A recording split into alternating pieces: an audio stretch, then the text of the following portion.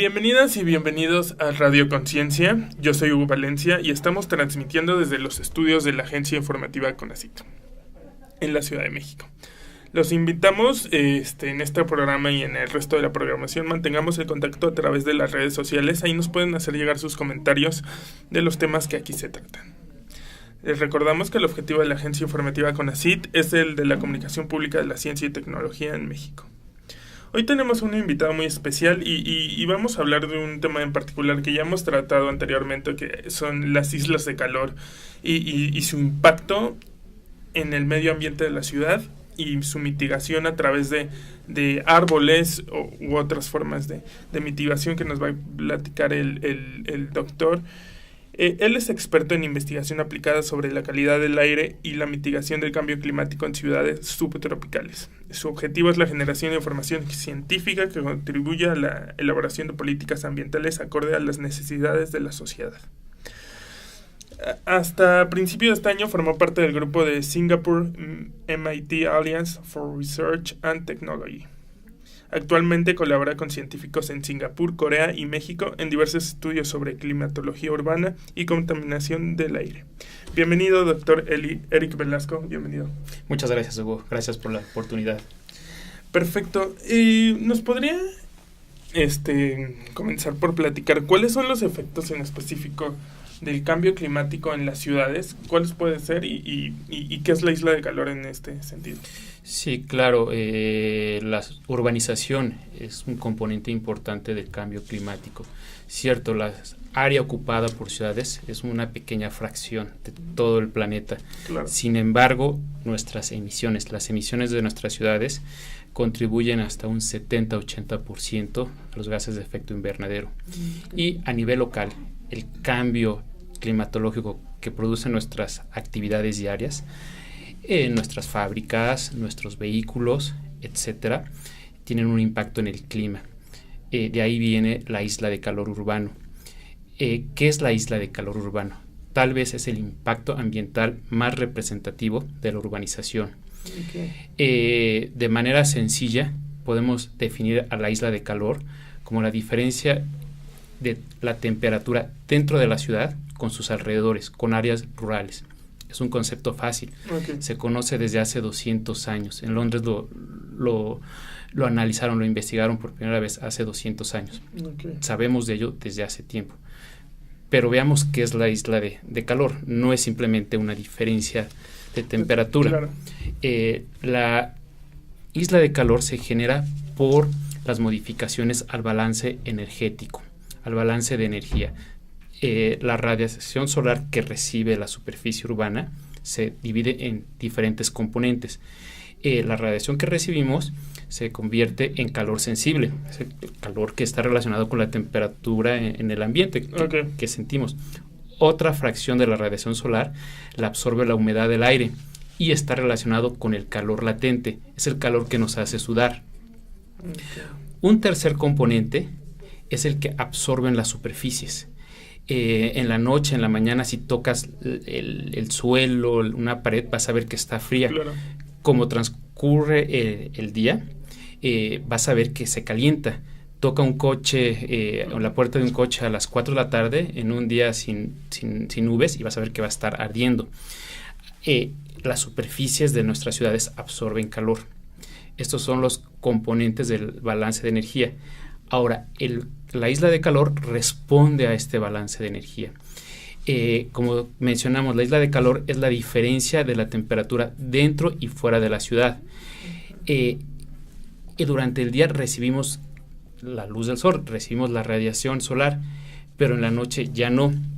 Sin embargo, el calor que absorbieron los edificios, las superficies, sale a la atmósfera. Y ese es el que genera la isla de calor. La isla de calor en una ciudad como México es más patente en la noche, en las madrugadas, es cuando es más grande esta diferencia de temperaturas, que llega a ser hasta de unos 7-8 grados centígrados. Okay, por eso en el verano percibimos mucho más calor por las noches incluso, ¿no? Es más, en el caso de la Ciudad de México, depende mucho de las estaciones climatológicas. En el verano en la Ciudad de México es la temporada de lluvias. La época más cálida en México es en la primavera, marzo, abril, mayo. Es más, le llamamos la época cálida seca. Es cuando la isla de calor es más relevante. Ok, perfecto. ¿Y cómo podemos promover la mitigación de la isla de calor en la Ciudad de México? Bueno, veamos, déjame Claro. terminar el concepto de islas de calor para pasar a las medidas de mitigación. Ahora, la isla de calor, en las estaciones meteorológicas miden la temperatura, miden la meteorología a escalas regionales, dentro de una ciudad que sea representativa de toda una colonia, de todo un distrito. Para eso los equipos se montan en torres arriba de los edificios, donde los parámetros meteorológicos son relativamente homogéneos. Y sí, si lo vemos desde ese punto, la isla de calor es como una mancha grandota dentro de la ciudad, pero nosotros no vivimos en los techos, vivimos a nivel de piso. Entonces tenemos que definir la isla de calor urbano a nivel de piso, a una altura de, ¿cuál es la temperatura? Entre 1.5 y 2 metros de altura. Viendo la isla de calor desde esta perspectiva, vamos a encontrar que no es solamente una mancha homogénea donde crece la temperatura, sino vamos a encontrar que la misma morfología de la ciudad, los árboles, las calles, etcétera, nos van a crear unos picos grandotes de temperatura y luego unas caídas grandotas. Por ejemplo, cuando caminas en la calle en un día soleado, vas a ver la diferencia, es fácil sentirla. Camina 200 metros y pasas al lado de un edificio muy alto y la sombra te va a reducir la temperatura, tu sensación de calor. Sale al sol e inmediatamente vas a empezar a sudar. Esa es lo que nos importa, entender la climatología, es los cambios en la temperatura, en la humedad relativa a nivel de piso, a 1.5 metros, 2 metros de altura. Ahora, para hablar de medidas de mitigación sobre la isla de calor urbano, yo más bien recomiendo que cambiemos a la noción de confort térmico. Okay. Porque la temperatura es un componente importante. ¿Qué tan cómodos nos sentimos en la ciudad? Cuando salimos a la calle, ¿qué tanto calor sientes? ¿Qué tanto sudas? ¿Hace mucho viento? ¿Hace frío? Etcétera. Tenemos que ampliar el número de parámetros meteorológicos. De ahí viene el confort térmico. Confort térmico lo define la temperatura, claro, la humedad relativa, la radiación del sol que nos pegue y el viento. Tenemos que considerar estos 4 parámetros: humedad relativa, temperatura, viento y radiación solar. En base a un conocimiento de la interacción de la meteorología, de estos 4 parámetros dentro de las características de la ciudad de estudio, es como podemos definir las medidas de mitigación. Okay. En particular, la importancia de los árboles.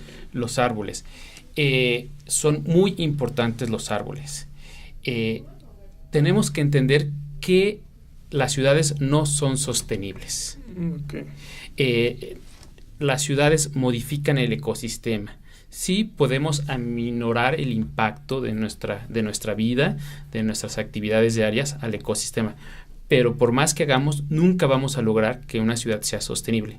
Es imposible, simplemente es como vivimos y tenemos que buscar la manera que sea más sostenible, pero nunca va a ser 100%. Claro. Ahora, los árboles tienen muchos beneficios, traen muchos beneficios a la ciudad, a la gente. Son principalmente beneficios en cuestiones sociales y en cuestiones de salud. Los árboles generan salud, generan convivencia social, nos dan sombra. En cuestiones de isla de calor es muy importante la sombra que nos proporcionan en un lugar como la Ciudad de México. Okay. Al mismo tiempo, las plantas sudan. La humedad que tenemos en el aire viene principalmente de la evapotranspiración de las plantas, de los árboles. En lugares secos, esta evapotranspiración nos hace sentir más cómodos, ponen la humedad en el aire suficiente para que nos sintamos cómodos. Sin embargo, no es lo mismo en una ciudad como en Tabasco, por ejemplo, o en Campeche, donde la humedad relativa es del 70-80%. Entonces, tener más humedad en el aire ya no es tan cómodo. Okay, claro. A lo que voy es que los árboles traen muchos beneficios, pero estos beneficios varían en función de las condiciones de tu ciudad, topografía, meteorología, etcétera. Okay. Entonces, en cuestiones de isla de calor, tenemos que los árboles nos proporcionan sombra. Eso es bueno. Vas caminando por la calle, te protegen del sol.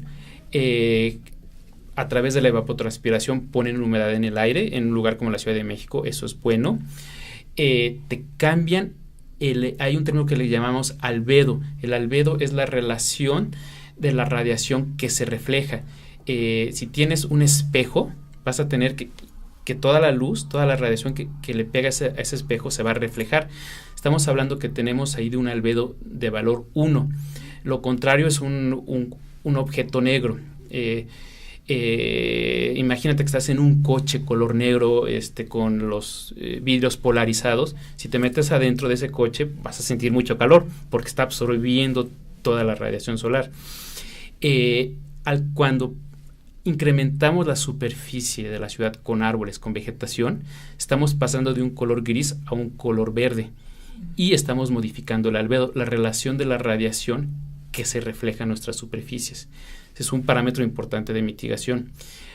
Un cuarto impacto de la vegetación en la climatología corresponde a los vientos, a la generación de turbulencia. El tener más árboles nos cambia la generación de turbulencia y los patrones de vientos a nivel de piso. Okay. Tocaba el tema de que las ciudades en sí no son sostenibles por naturaleza. Pero los edificios nuevos, por ejemplo, estos están contribuyendo a aumentar la isla de calor o ya son, digamos, son inocuos, no son, o sea, no causan efectos de este tipo. Esa es una pregunta interesante y difícil de responder. Cuando vemos estos centros en ciudades llenas de rascacielos y edificios muy altos, forrados con cristales, a nivel de piso ayudan a disminuir la temperatura porque generan generan ventilación. Entonces, a nivel de piso, sí, ayudan al confort a nivel de calle. Sin embargo, para mantener fríos sus interiores, requieren de mucho aire acondicionado. Toda la energía asociada con el mantenimiento y la operación de estos edificios tienen un impacto en la atmósfera de las ciudades y obviamente contribuyen con emisiones de gases de efecto invernadero. Ok, perfecto.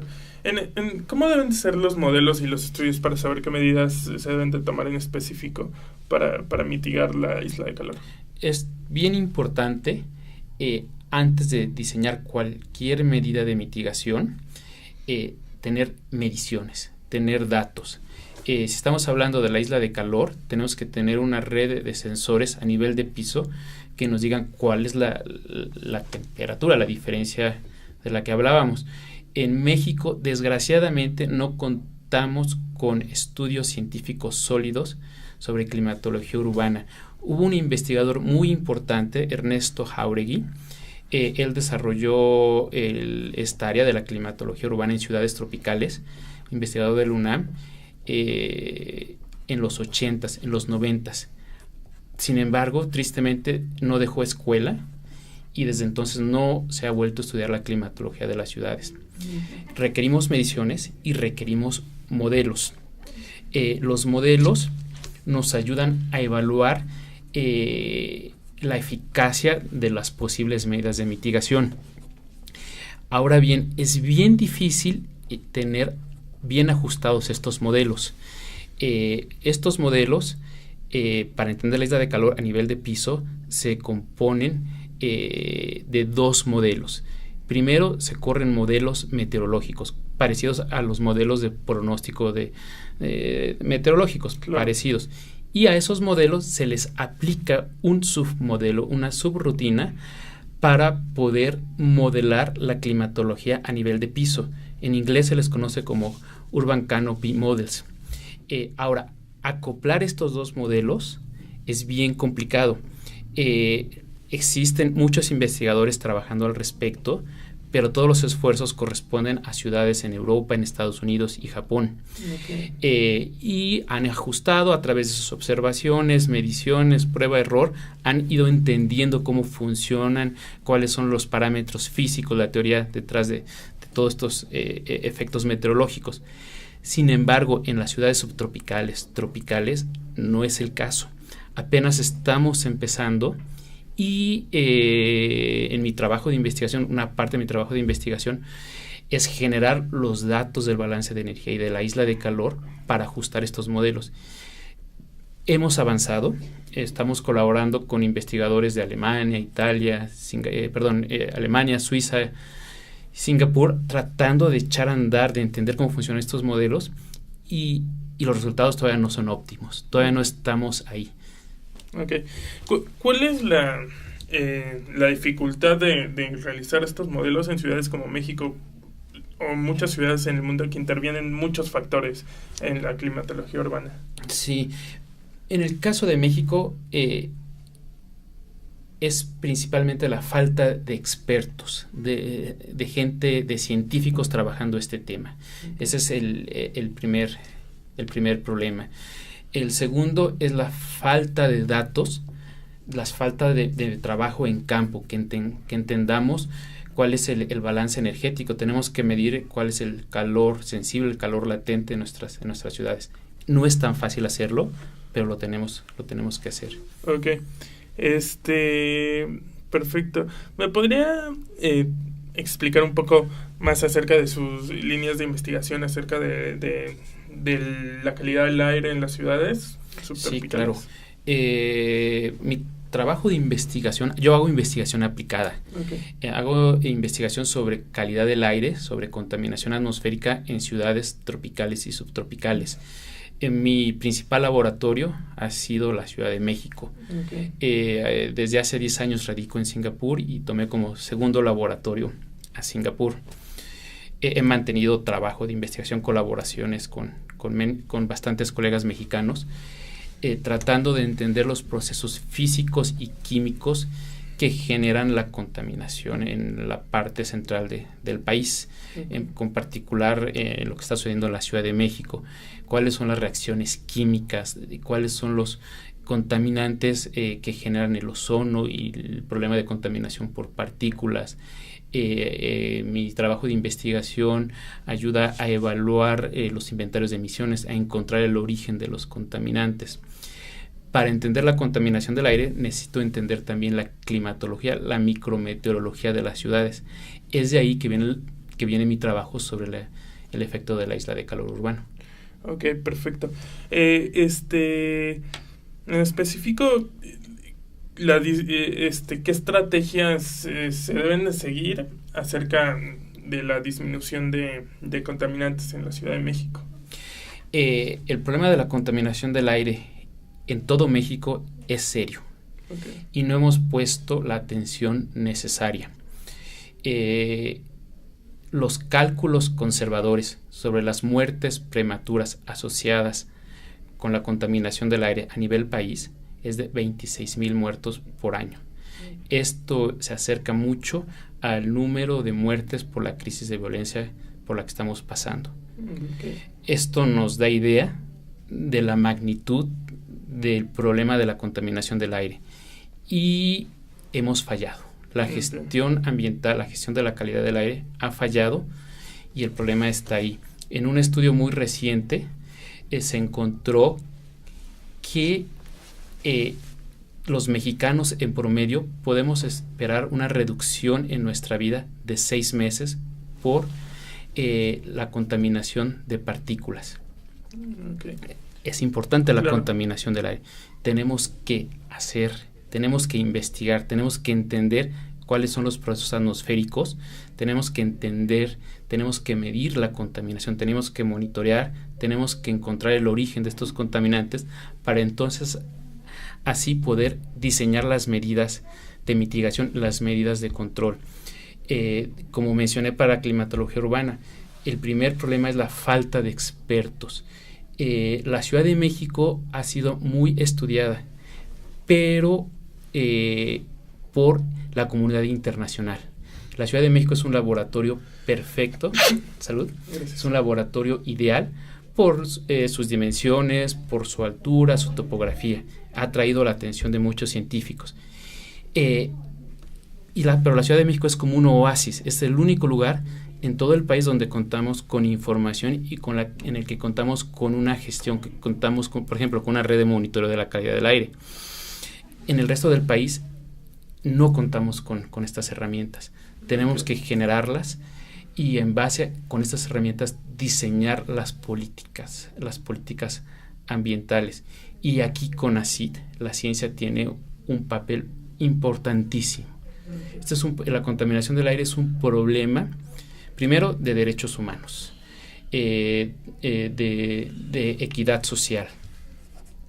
Es un problema de salud pública, es un problema de productividad.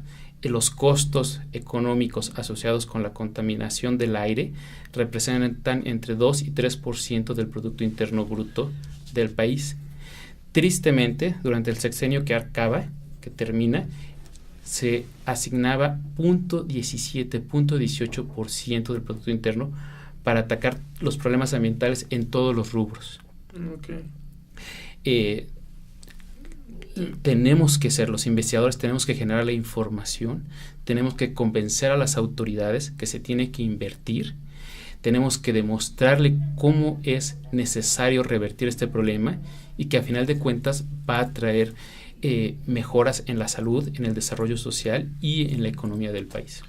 En México, en la Ciudad de México,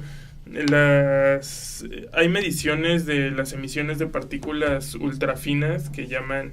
Las ultrafinas es el problema de la Ciudad de México es bien interesante. La Ciudad de México no está entre las ciudades de países en vías de desarrollo más contaminadas y a la vez presenta características de los países en ciudades en países desarrollados. O sea, tenemos una mezcla de ambos. En la actualidad, los dos principales contaminantes en la Ciudad de México es el ozono y las partículas de origen secundario, es decir, contaminantes que no son emitidos directamente a la atmósfera por los escapes de los vehículos, por las chimeneas de las fábricas, sino son contaminantes que se forman a través de reacciones químicas en el aire. Para eso vienen emisiones de contaminantes precursores, óxidos de nitrógeno, compuestos orgánicos volátiles, dióxido de azufre, etcétera. Son reacciones que suceden en el aire. Ahora, entre las partículas, de acuerdo al tamaño de estas, reciben diferentes nombres. Las más grandes las conocemos como partículas con un diámetro menor a 10 micrómetros, son las PM10. De manera similar tenemos las partículas menores a 2.5 micrómetros, PM2.5. La red de monitoreo atmosférico de la Ciudad de México cuenta con equipo para estar monitoreando dos tipos de partículas de manera continua. Cada hora podemos entrar a su página y revisar las concentraciones. Sin embargo, como mencioné, la Ciudad de México está en medio entre una ciudad desarrollada y no muy desarrollada y estamos generando muchas partículas secundarias y estas son partículas nuevas que se forman en el aire y tienen un tamaño menor a 100 nanómetros. Se les conoce en el campo científico, se les conoce como partículas ultrafinas.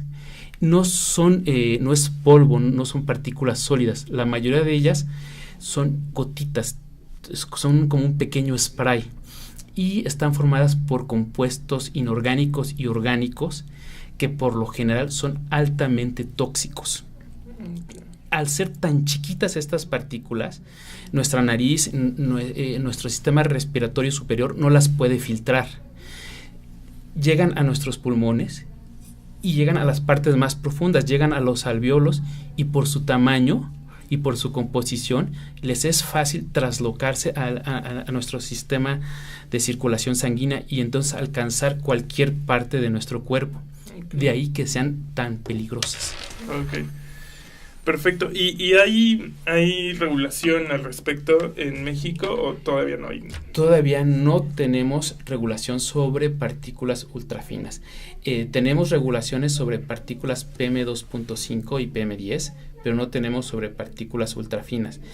En algunos países europeos, en Japón, creo, Corea, tienen regulaciones sobre emisiones vehiculares de partículas ultrafinas, pero en el mundo todavía no contamos, por ejemplo, con estándares de calidad del aire para partículas ultrafinas. Nos tenemos que mover hacia aquella dirección. Es decir, investigar más al respecto. Sí. Porque todavía no hay claridad en el tema. Ya tenemos información, la evidencia científica sobre el impacto a la salud de las partículas ultrafinas es sólida. Okay. Los científicos tenemos que trabajar con las autoridades para tomar las medidas necesarias para diseñar las leyes y las políticas que aseguren a los ciudadanos a no respirar este tipo de partículas. Rápidamente, el tema de los vehículos. Hace más de un año hubo un gran debate en la Ciudad de México acerca de cuáles eran las principales emisiones de contaminantes en la ciudad. Muchos decían que los vehículos no eran tanto el principal, pero ¿cómo los podríamos catalogar? En el caso de la Ciudad de México, digamos, de toda la zona metropolitana del Valle de México, tenemos diferentes fuentes de emisión, fábricas, vehículos, la refinería de Tula, etcétera. Pero las emisiones vehiculares son un componente grandísimo.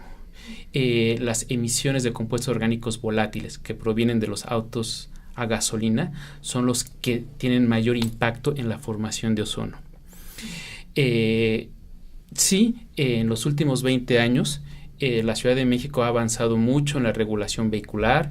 Contamos con reglas más estrictas sobre las emisiones, contamos con la verificación, el programa de verificación vehicular, todos los coches tienen convertidores catalíticos, etcétera.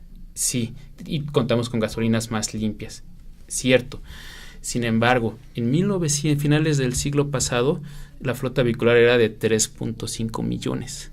Actualmente es más de 5.4, 5.3 millones de vehículos. Entonces, por más que implementemos regulaciones, que reduzcamos las emisiones vehiculares por coche, que mejoramos la gasolina, si seguimos aumentando el número de coches, el problema va a seguir ahí, no lo vamos a resolver.